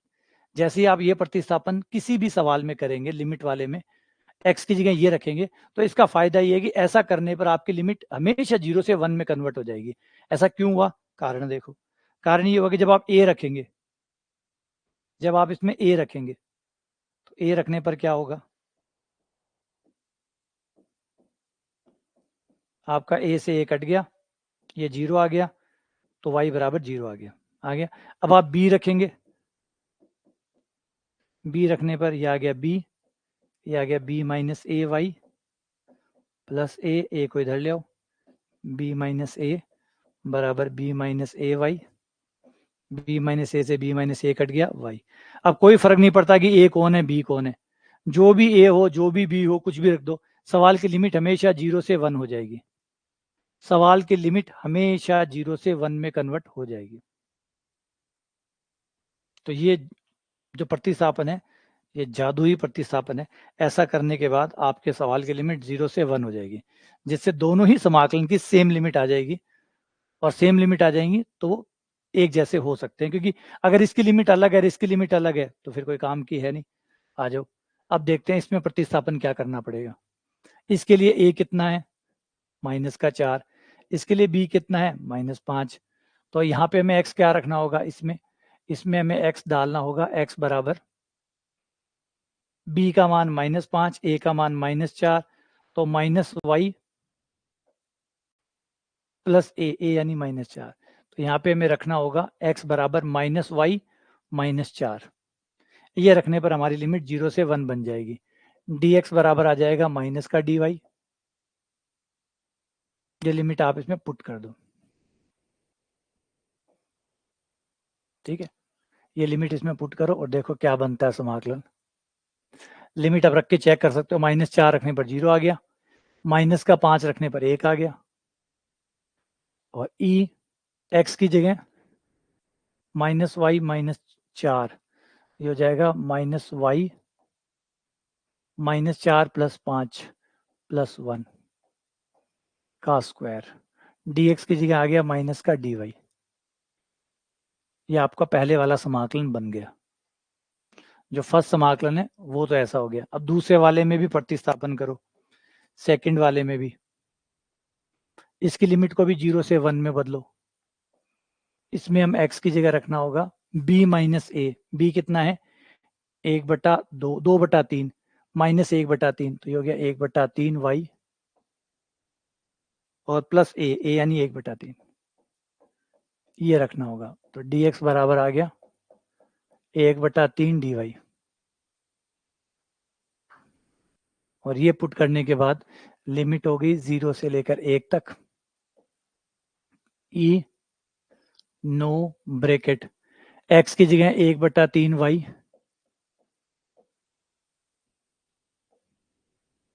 प्लस 1/3 -2/3 का स्क्वायर, और dx की जगह आ गया 1/3 dy। 3 से 3 कट, यहाँ से 1/3 में से 2/3 गए, माइनस के 1/3 आ गए, लघुत्तम 3 आ गए, 3 का स्क्वायर 9 गया, 9 से 9 कट गया। तो ये आपका गया 0 से 1 तक e की पावर y -1 का स्क्वायर और dy। अब ये और ये दोनों समाकलन आपके सेम है। एक समाकलन आपका माइनस का है, एक समाकलन आपका प्लस का है, दोनों कट गए बराबर 0। तो ये है कमाल की चीज और गजब वाली चीज।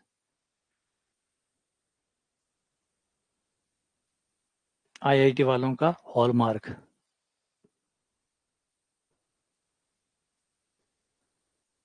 ठीक है ना, तो कमाल समाकलन नहीं करवाना था, एक्चुअली लॉजिक से खेलना था कि भाई समाकलन नहीं हो तो इसका मतलब ये थोड़ी है कि आंसर नहीं आएगा, नहीं हो, कट तो सकते हैं, कट तो सकते हैं, तो बस। और कटेंगे भी कब, जब लिमिट सेम होंगी, क्योंकि बिना लिमिट सेम, एक की लिमिट 0 से 2 जा रही है, एक की लिमिट 0 से 1 जा रही है, तो कट तो नहीं सकते, बिना लिमिट ही सेम नहीं है कैसे, तो लिमिट तो सेम हो, तो आप तो बस लिमिट पे फोकस करो, लिमिट पे फोकस करोगे तो अंदर वाला अपने आप ही सेम आ जाएगा, अगर सेम होगा तो सेम आ जाएगा, अगर लिमिट सेम करोगे उस केस में अंदर वाला अपने आप सेम आ जाएगा, अगर सेम होगा तो, नहीं होगा तो नहीं आएगा, तो बस हमने तो सिर्फ लिमिट बराबर करने की सोची, ऊपर वाले की कृपा हुई, अंदर वाला सेम आ गया, प्लस माइनस दोनों कट गए।